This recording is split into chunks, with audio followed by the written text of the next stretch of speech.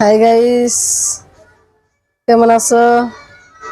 আশা করি অনেক ভালো আছো। আমিও খুব ভালো আছি। তো সকাল সকালে এসে বললাম তোমাদের মাঝে।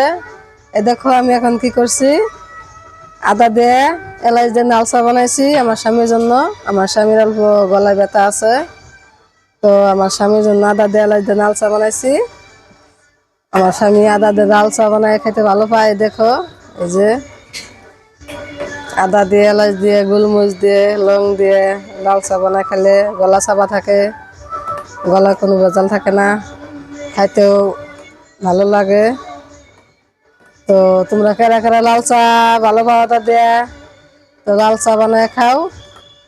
তো আমার স্বামীর জন্য আমি অল্প লাল চা বানাইতেছি আদা দিয়ে।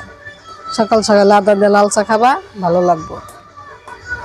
তো ধন্যবাদ, তোমরা সবাই আমার পাশে থেকো।